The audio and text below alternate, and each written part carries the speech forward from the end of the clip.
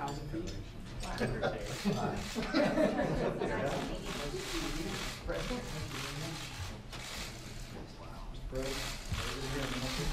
North Carolina.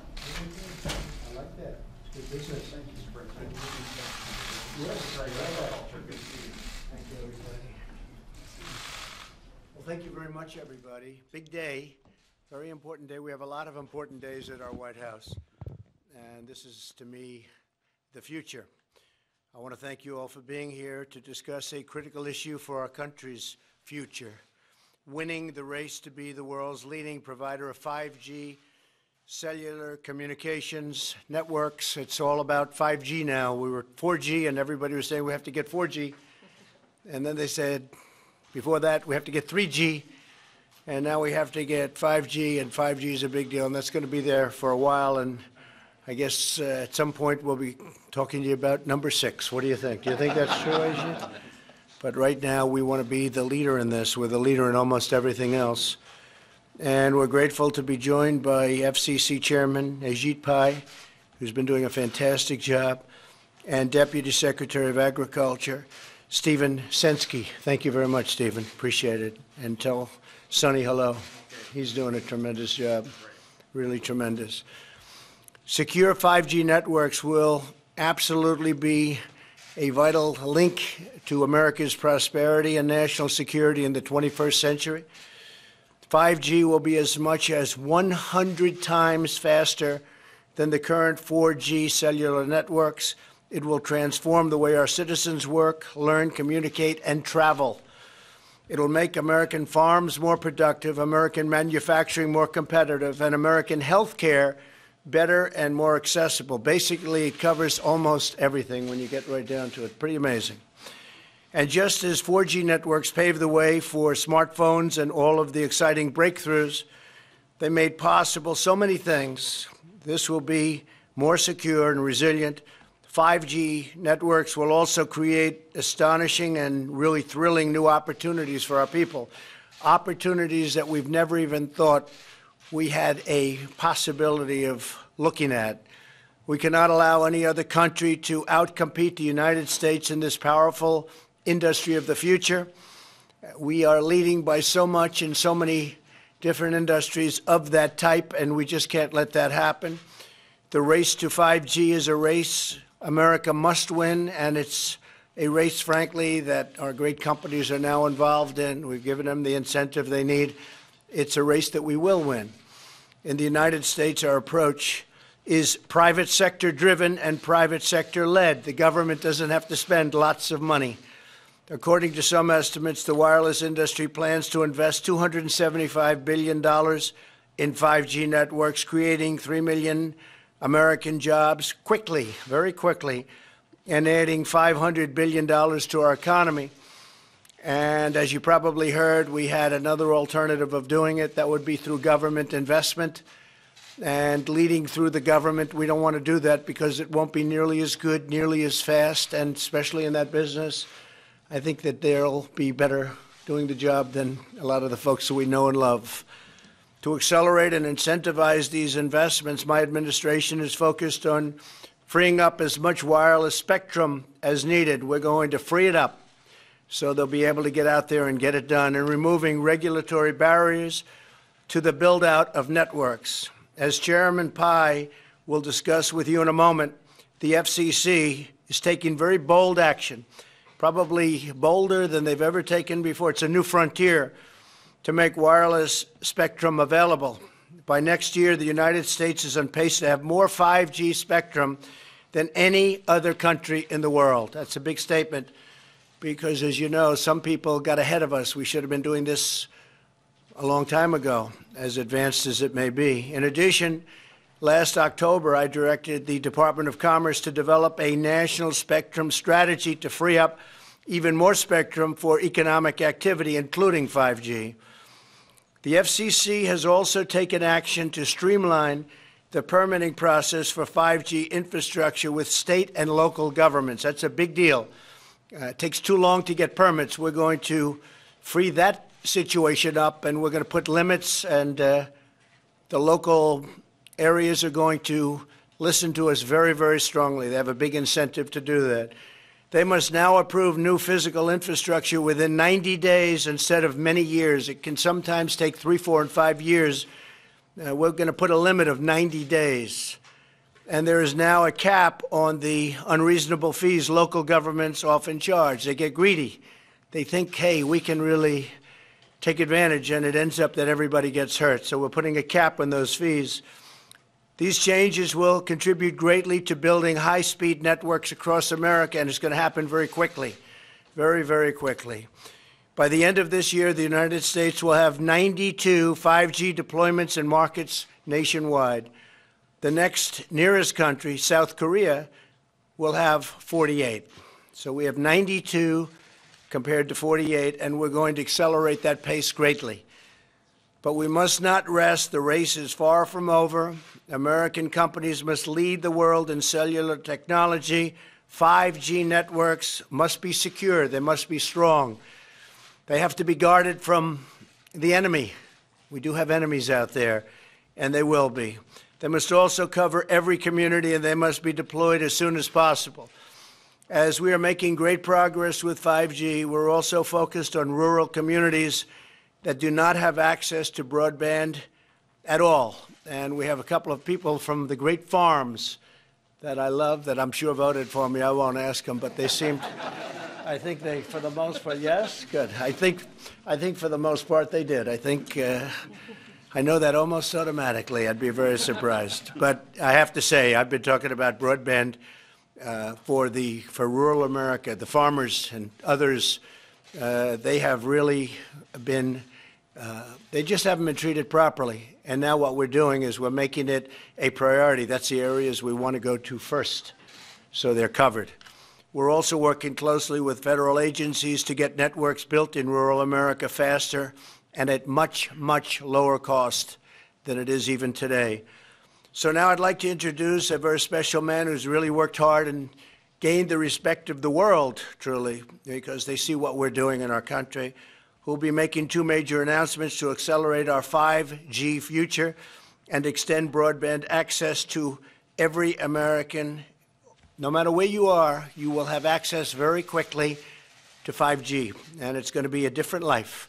I don't know that it's going to be better. Maybe you're happy the way it is right now, but I can say technologically it won't even be close. So, Chairman Pai, thank you very much. Please say a few words. Thank you very much. Thank you.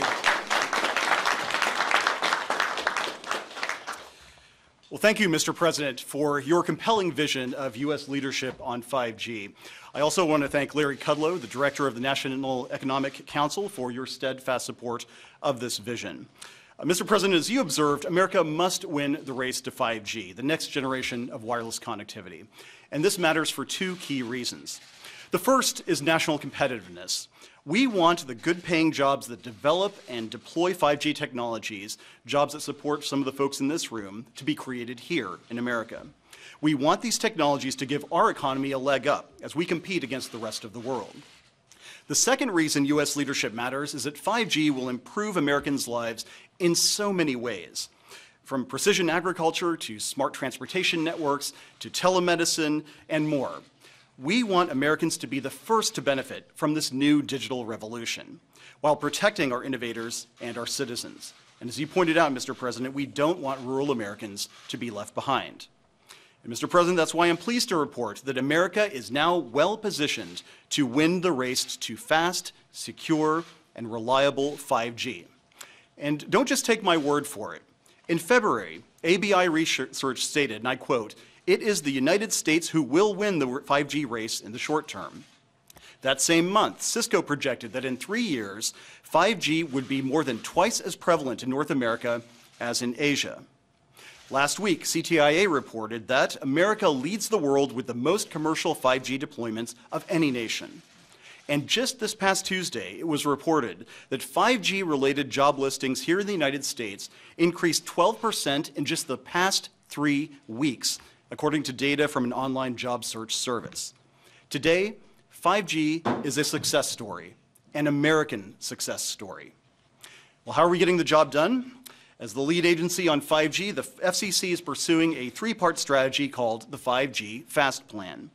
First, we're freeing up spectrum, the invisible airwaves that carry wireless traffic.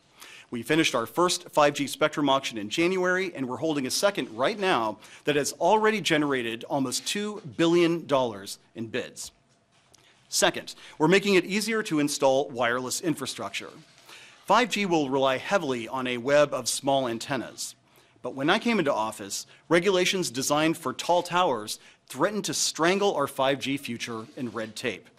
We have eliminated these rules because infrastructure the size of a pizza box shouldn't have to jump through the same regulatory hoops as a 200-foot cell tower. And third, we've taken action to encourage the deployment of optical fiber. That is because 5G isn't just about wireless. We'll also need strong fiber networks to carry 5G traffic once it goes from the air to the ground. And we've done a lot to make that happen, including ending heavy-handed regulations imposed by the prior administration. And here, too, we are getting results. Last year, fiber was deployed to more new locations in the United States than in any year before. But in the race to 5G, our early success is still early. We still need to do more, and we will. And so today I'm announcing 2 new steps the FCC will take to build on our momentum. First, the FCC intends to start its third 5G spectrum auction on December 10th of this year. This will be the largest spectrum auction in American history. We will be selling 3,400 megahertz in 3 different bands. And for those of you who aren't wireless experts, that is a lot of spectrum. Second, to help build the infrastructure of the future, the FCC aims to create a $20.4 billion Rural Digital Opportunity Fund headed by the agency. This money will extend high-speed broadband to up to 4 million homes and small businesses in rural America. These next-generation networks will bring greater economic opportunity to America's heartland, including some of the great jobs building infrastructure, and they will help support future 5G technologies. In closing, I want to thank you again, Mr. President, for your leadership on 5G. Your White House has advanced your vision in many ways, from international treaty negotiations to much-needed regulatory reforms. I appreciate all these efforts, and in the same spirit, this FCC will help build a great and lasting legacy of American success on 5G. Thank you, Mr. President.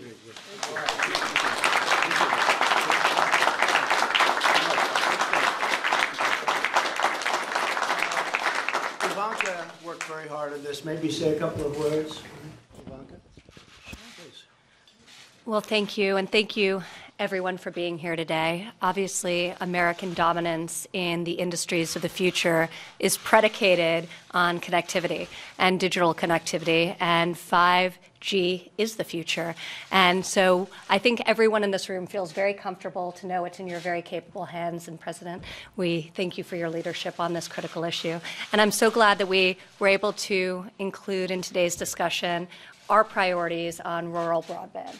So that is something that from the earliest days of the administration, we've sought to really deliver on. And with today's announcement, in addition to the milestones that have been achieved over the last 2 years, we can say that we're bringing 5G and rural broadband across this country. So really, thank you.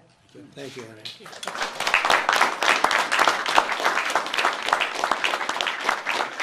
Would you like to say something on behalf of the farmers and our great people? Please. Certainly.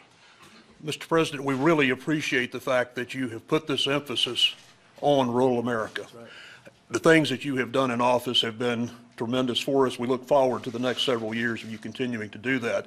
The theme that you struck today, though, of deregulation, broadening it out, and letting the American business, letting the American farmers and ranchers fix the problems of this country really rings hard with us. That's what we try to do, and that's what we'll take forward to build this nation. Thank you for your help. Thank you very much.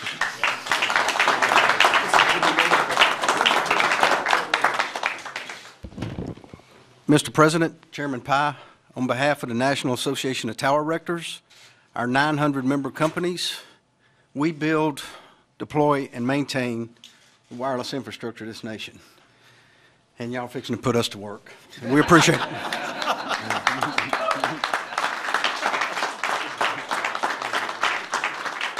And your people do an incredible job, Jimmy. Thank you very much. What a great job. And they go up high. How high do you go? I've been up there 100 foot.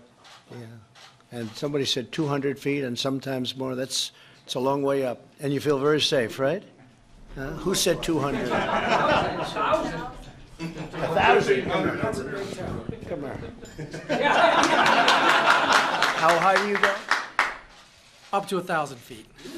I don't want that job. Thank you very much.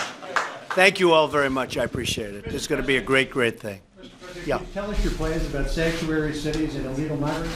Can you tweet about? Well, you know, the people that are putting sanctuary cities where they're not even wanted, because as you know, in California and other places, a lot of communities want to get out of sanctuary cities. They don't want them, but they always seem to have open arms. So we thought rather than moving the illegal immigrants to other parts of the country, first of all, we're getting them, and we're doing the best we can with very bad laws. We have to change the laws. But we're apprehending thousands and thousands of people a day. And the law only allows us to hold them, as you know, for 20 days because of the most ridiculous laws probably we have in this country. If Ajit had laws like that for 5G, you wouldn't have anything built. You'd never have the first cell put up. But we have horrible, old-fashioned laws that are put in by the Democrats. We're willing to change them. We can do it in, I used to say 45 minutes. We can do it in 15 minutes, whether it's catch and release or chain migration or any of them. The asylum laws are absolutely insane. They come up, in many cases, they're rough gang members. In many cases, they're people with tremendous crime records. And they're given a statement to read by lawyers that stand there waiting for them. Read this statement. And it says, I have great fear for my life. I have great fear for being in my country, even though in some cases, some of these people are holding their country's flags and waving their country's flags. And then they talk about the fear they have of being in the country, that the flag they were waving freely. So we are looking at the possibility, strongly looking at it, to be honest with you. California, the governor wants to have a lot of people coming in, refugees coming in, a lot of sanctuary cities, so we'll give them to the sanctuary cities maybe to take care of if that's the way they want it, because we can only hold them under the current law for 20 days. So we apprehend them by the thousands and thousands a day. I have to say, Border Patrol has been incredible. The job they're doing is incredible. The wall is going up. It's going up fairly rapidly. We're doing another big section. We start another big section tomorrow, but we're building miles and miles of wall. And we're going to have, I think we'll be close to 400 miles built by the end of next year. We need that. Just got back from Texas, and some of the ranchers told me, you look at Brooks County, you look at other places, some of the ranchers told me your bodies lying all over the land of people where the coyotes give them a can of soda and they give them a sandwich, and they say Houston's 300 miles in that direction. And the people don't know what that means. That means they can't make it. That means they have no chance, and they die. It's something I never heard. I never heard it to this extent. Many people die, and they'll say, just head in that direction. And we are doing a lot about it. If we had the wall, we wouldn't have that. If we had the wall, people wouldn't be coming up. Mexico is now apprehending and bringing back to the various countries that we're talking about, Honduras, Guatemala, El Salvador. They're bringing people back to those countries, Colombia to a certain extent, and they're going back to those countries. But we could fix that in so fast if the Democrats would agree. But if they don't agree, we might as well do what they always say they want. We'll bring the illegal, really you call them the illegals. I call them the illegals. They came across the border illegally. We'll bring them to sanctuary city areas and let that particular area take care of it, whether it's a state or whatever it might be. California certainly is always saying, oh, we want more people, and they want more people in their sanctuary cities. Well, we'll give them more people. We can give them a lot. We can give them an unlimited supply. And let's see if they're so happy. They say we have open arms. They're always saying they have open arms. Let's see if they have open arms. The alternative is to change the laws, and we can do it very, very quickly, very easily. Okay? Okay? Are you asking for more troops on the border as well? And we're going to put more troops on the border. Yeah, we're going to. And, you know, the thing is, our country is doing so well economically. We're setting records that a lot of people are coming up for that reason. A lot of people are coming up for bad reasons, too. We have a lot of very, very bad people with big criminal records trying to get through. And the Border Patrol's done an incredible job with them. Those are our focus. They really have done a really incredible job. And when they have been through and when they've been let through over the years, ICE all over Long Island, and they come and they get them and they take them back and we get them the hell out of here. That's happening all over our country. ICE, but the job that ICE and that really Border Patrol does is an incredible job. And law enforcement in this country, the job they're doing is really incredible. You know, I don't know if you saw the crime stats, but these statistics are that crime is way down in our country over the last year, way, way down. And so that's despite all of the problems we have at the border. And we're straightening that out. So on sanctuary cities, as per your question, we are giving very strong consideration to having people after a 20-day period, because, again, you're not allowed legally to hold them for more than that. We will move them into sanctuary cities. Thank you very much, everybody. Thank you.